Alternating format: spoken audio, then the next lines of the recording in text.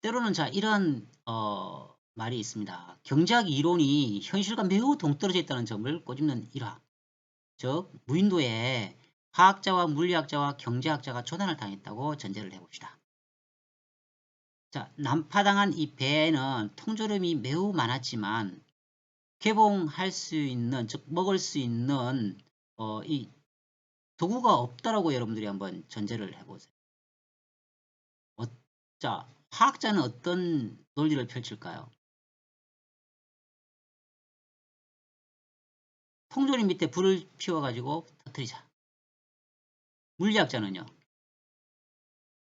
일정 속력으로 바위에 던질 기구를 만들자. 그럼 과연 경제학자는 어떤 답변을 할까요? 통조림 따는 도구가 있다고 가정을 하자라고 주장을 한다고 합니다. 경제학은 그래서 우리가 앞서 간단히 살펴보았던 이 독립변수, 즉 통조림 따는 도구가 있다고 가정을 했을 때에 종속변수, 즉 내가 이 통조림 안에 있는 음식을 먹을 수 있을 것이다 라고 하는 전제를, 가정을 세워서 출발한다. 무슨 말이에요? 현실과 너무 동떨어져 있는 것은 아닌지, 경제학이라고 하는 것이. 네, 그래서 우리가 일상생활에서 이러한 경제학을 활용할 수 있는 그러한 쪽으로 접근을 하는 것이 매우 중요하다고 하는 것을 우회적으로 표현한 것이라 할 수 있겠습니다. 앞서 연로 언급을 했습니다. 그리고 경영의 목표를 나의 행복 기준에 두어야 한다고 했습니다. 근데 안타깝게도요, 우리나라 현재 행복지수 68위로 나오죠. 몇 년을 걸쳐서 쭉 조사를 해본 결과 최대 한 40위권, 미니멈 40위에서 최대 한 70까지도 떨어져요. 왜 그럴까요? 앞서 우리나라 경제 대국이라고 했습니다. 그러면은 이런 경제 성장과 어떤 개인 삶의 행복과는 무관하지 않을까? 과연 상관관계가 있을까?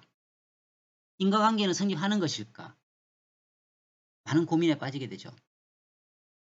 현재 단순한 수치만으로 보았을 때에는 경제적인 풍요가 행복으로 이어지는 데는 상관관계가 다소 낮다라고까지 할 수가 있겠죠. 그죠? 물론 개인차가 있으니까 이것을 그런 상관관계와 인과관계로 뭐 입증할 수 있는 문제는 아니기는 합니다만, 어쨌든 이런 것도 있을 수 있다라고 하는 것을 한 번쯤은 기억을 해 보시기 바랍니다. 자, 어쨌든 우리가 행복 관점에서요, 이런 지속 가능하고 공정한 사회 및 경제 발전을 일단은 전제로 할 수밖에 없다라고 하는 것. 그래서 정부의 역할은요, 미래 비전을 제시할 수 있는 이러한 것들이 절대적으로 중요하다라고 하는 것이죠. 따라서 가장 부유한 사람은요, 가장 값싸게 즐거움을 얻는 사람이다. 그랬죠. 그래서 우리가 뭐 욜로의 개념을 적용시키지 않더라도 비용과 수익 관점에서 우리가 항상 효율적인 그러한 어떤 투자 개념까지도 한번 생각을 해봐야 되겠죠. 자, 나무와 숲이 있습니다. 나무, 여러분들이 경제학적으로는요, 미시경제학에 비유할 수가 있습니다. 숲은요, 거시경제학에 비유할 수가 있다는 뜻이에요. 그래서 미시경제학과 거시경제학이 다 중요합니다만 우리가 숲을 보는 게 더 중요하죠. 그렇죠? 전체 큰 그림을 그리고 기업도 마찬가지로 큰 미래 비전을 바라보고 우리가 투자를 해나가는 것이니까요. 정부 관점에서도요. 전체 국민의 어떤 행복을 추구시킬 수 있는 그러한 전략을 잘 구사해 나가야 되는 이런 큰 그림을 그리는 거시경제학적 관점에서 접근을 해야 합니다. 자, 다음은 효율과 효과라고 하는 표현을 한번 볼게요. 기업 경영은요, 반드시 효율성이 높고 효과성도 높아야 된다는 것을 여러분들이 기억을 하셔야 돼요. 효율은 앞서 뭐였습니까? 비율 관계였죠. 즉 최소한의 자원 투입으로 최대한의 산출을 추구해야 돼요. 근데 과라고 하는 것은요. 목표 달성 정도예요. 최대한의 목표 달성을 해야 되는 것이죠. 우리가 광고비와 예를 들어서 매출액 간의 관계를 한번 여러분들이 한번 생각해 보세요. 광고비가 매출액에 영향을 미칠까요? 미치겠죠. 그럼 어느 정도 비율까지요? 일정 비율, 즉 투입과 산출 영역에 있어서 일정 광고비를 우리가 높여나가면 일정 부분까지 매출액은 증가할 수밖에 없습니다. 그래서 우리가 여기서 광고비를요, 독립변수라고 했죠. 매출액을요, 종속변수라고 표현을 했습니다. 그래서 이 원인으로 인해서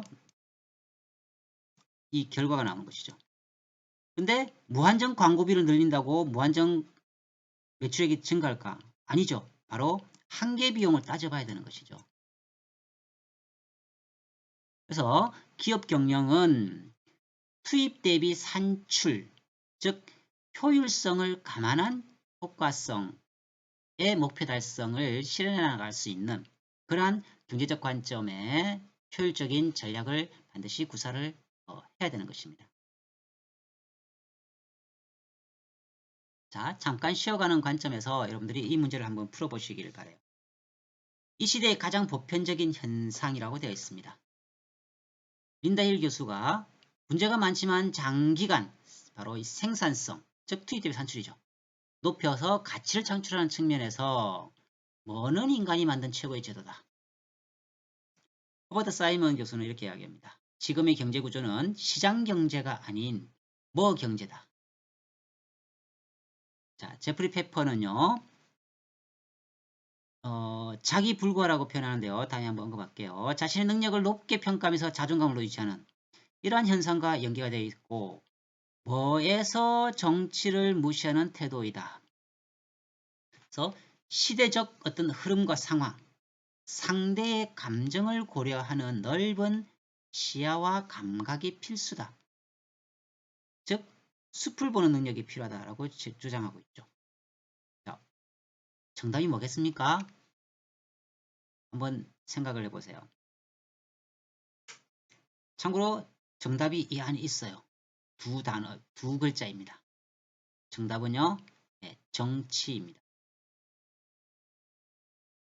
정치경제, 시장경제가 아닌 정치경제로 불러야 됩니다. 경영 이꼬르 정치입니다. 원래 올바른 정치란 뭐예요? 명분을 유지하면서 국민으로부터 인정받은 중요한 가치를 추구하는 것을 말하죠.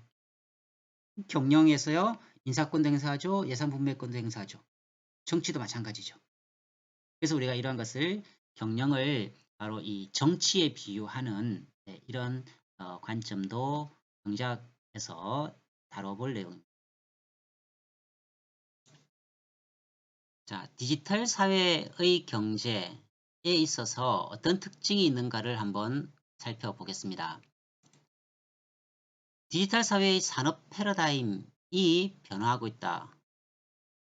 즉 기존의 아날로그 방식에서요. 점차 디지털 사회로 바뀌고 있죠. 새로운 경제 혹은 경영의 영역은 범세계적이다. 그래서 우리가 이런 것을 네트워크로 표현을 하고 있습니다.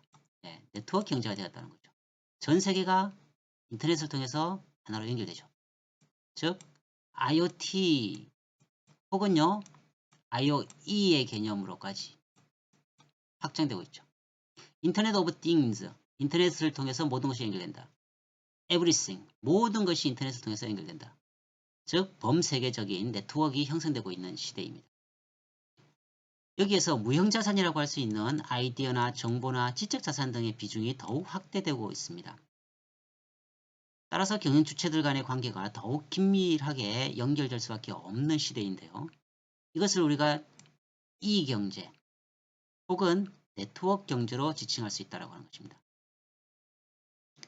기존의 경제학 원리는요. 바로 수학,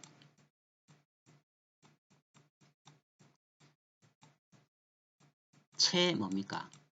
감의 법칙이죠. 네. 수학 체감의 법칙이 경제학의 큰 틀이었어요. 노동 생산성을 한번 생각해 보세요.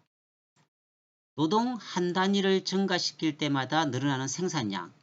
어떻습니까? 처음에는 일정 규모 쭉 증가해요. 그 다음에 일정 영역을 벗어나면요. 거의 변화가 없게 됩니다.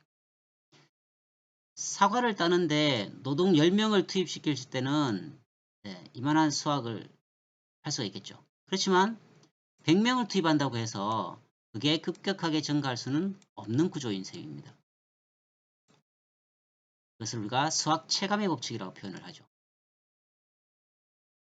이게 가능한 했던 이유는요. 바로 기존의 한계 생산성 비용이 매우 컸을 때의 말입니다. 하지만 오늘날은요. 바로 디지털 사회에 있어서는 수학 체증의 법칙이 작동되고 있습니다. 한계 생산 비용이 거의 제로라는 뜻이에요. 어떻게 가능합니까? 컨트롤 C, 컨트롤 V 시대가 되어버린 거죠. 이미 한번 개발된 디지털은 그대로 다시 어떻게 해요? 복제가 가능한 시대가 되었습니다. 따라서 한계 생산 비용이 제로다. 전통적인 수요 공급 곡선은 이런 형태입니다. 수요 곡선이 이렇게 되고 공급 곡선이. 그게 어떻게 됐어요? 바뀌었죠. 즉 전통 경제에서는 제조 비용이 50%를 했을 때 거의 거래 비용이 50%였어요. 자료를 수집한다든가 또는 상호 정보 교류를 하는 많은 비용이 필요했습니다. 근데 이 경제, 즉 네트워크 경제 하에서는요.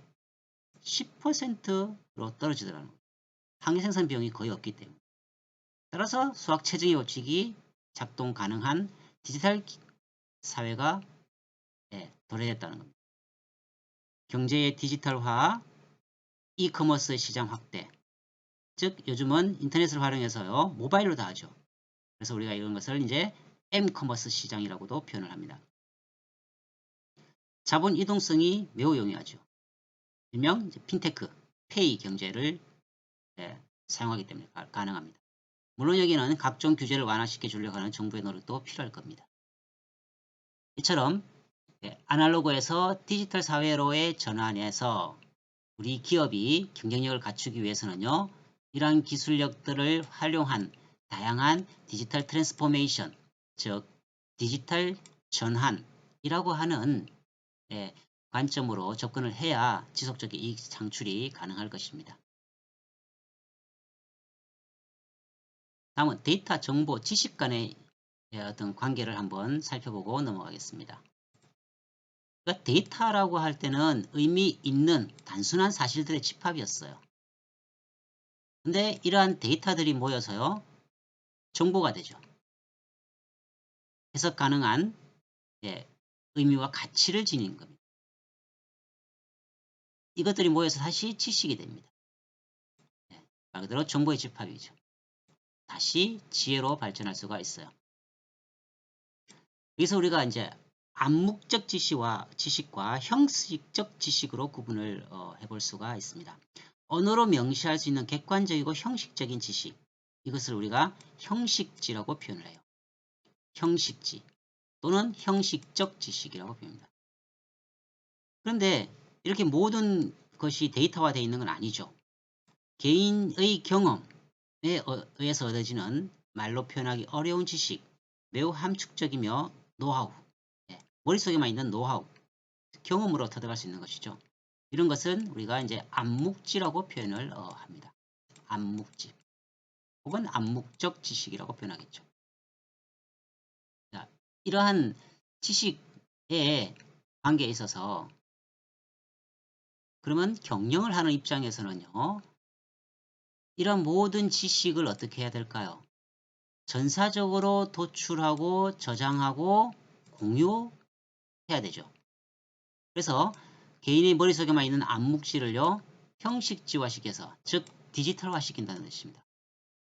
디지털화시켜서 전사적으로 공유함으로써 새로운 데이터나 정보나 지식을 창출하면서 지속적 이익 창출을 해낼 수 있는 지혜로 활용해야 더욱더 많은 수익을 창출할 수 있는 즉 경제의 목적, 경영의 목적을 실현할 수 있겠죠. 이런 것을 우리가 지식 경영이다 라고 표현합니다. 지식 경영. knowledge management 혹은 knowledge management 시스템의 약자로 써서 KMS라고 표현을 합니다. 이러한 지식 경영을 할 수 있도록 하기 위한 가장 기초는 뭐예요? 데이터죠. 오늘날 이제는 빅데이터라고 하는 표현을 쓰고는 있습니다만 가장 기초가 되는 이 데이터 수집을 디지털화함으로써 가능하다라고 말씀을 드릴 수 있겠습니다.